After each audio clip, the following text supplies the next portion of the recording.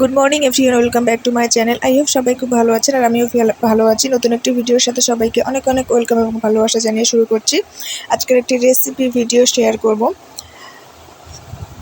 তো এখানে নিয়ে নিয়েছি 2টা পাকা আম, একটু বড় সাইজের, আর নিয়ে নিয়েছি কয়েকটা পেস্তা বাদাম, আর তার সঙ্গে নিয়েছি কয়েকটা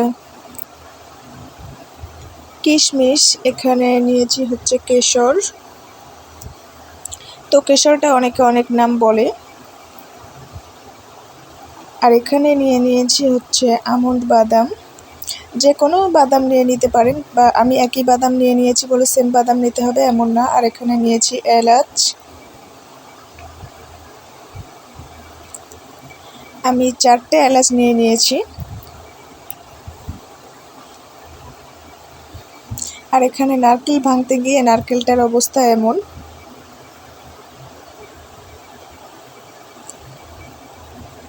তো এখানে আমি এখন নারকেলটা কুড়িয়ে নিয়েছি।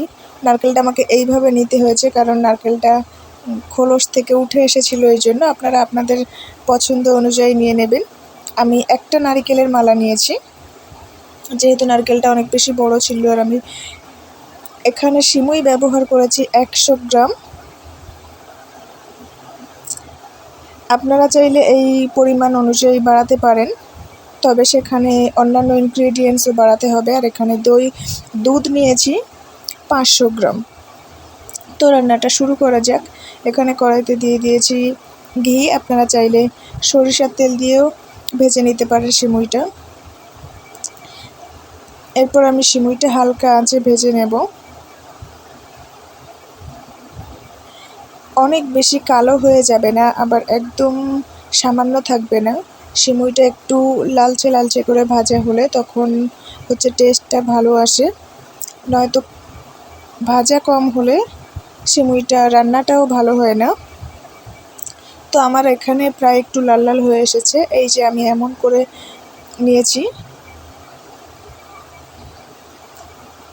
সিমুইটা এমন লাল লাল হতে হবে। তো এরপর আমি আমগুলো পেস্ট বানিয়ে নিয়েছিলাম, সেই আমটাই দিয়ে দিলাম। আর আমের সঙ্গে চিনি অ্যাড করে দিয়েছি। চিনির পরিমাণটা আর কি বলবো, আমার বাড়িতে মিষ্টি বেশি খাওয়া হয়, সেজন্য আমি চিনিটা এরপর আবারও একবার অ্যাড করেছিলাম, সেটা দেখাইনি। চিনিটা যে যেমন খান তেমনভাবে অ্যাড করে নেবেন। আর এই পরিমাণে একদম ভালো করে নাড়াচাড়া করতে হবে যাতে চিনিটা একদম মিক্স হয়ে যায় আমের সঙ্গে।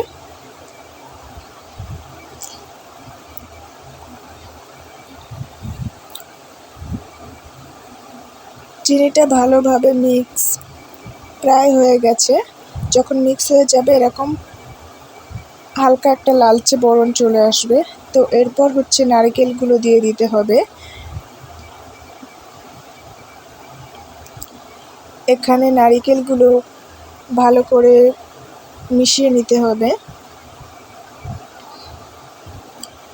নারকেলগুলো মিশিয়ে নেওয়ার পর আমি দিয়ে দিয়েছি এলাচ, দারচিনি আর 3টা লবঙ্গ।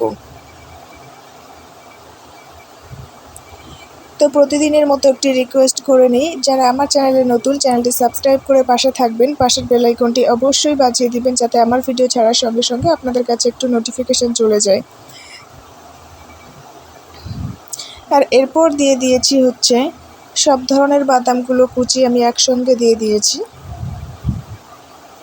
এগুলো বেশ ভালো করে মিশিয়ে নিতে হবে। এরপর আমি অ্যাড করব দুধটা, তবে দুধের সঙ্গে কোনো রকম পানি অ্যাড করা যাবে না। পানি অ্যাড করলে পায়েসটা ভালো হবে না, টেস্ট ভালো আসবে না। অতিরিক্ত যে পাত্রে দুধটা রাখা থাকবে সামান্য পরিমাণে একদম সামান্য পরিমাণে একটু পানি ধুয়ে সেটা দিতে পারেন। এরপর আমি কেশরটা দিয়ে দিয়েছি, তবে এটা অনবরত নাড়তে হবে, নয়তো ফুলে যাবে। আর এরপর সিমুইটা দিয়ে দেব। সবটা একেবারে দেওয়া যাবে না, আস্তে আস্তে দিয়ে নাড়াচাড়া করে তারপর আবার একটু দিতে হবে। তো এরপর থেকে কিন্তু আর নাড়া বন্ধ করা যাবে না, একটানা নাড়তে হবে।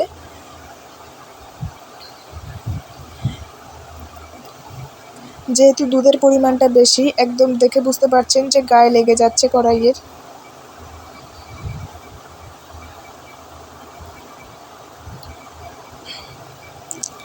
তো ভিডিওটি কেমন, এবং অবশ্যই একবার রেসিপিটি ট্রাই করে দেখবেন, খুবই সুস্বাদু হয়েছিল।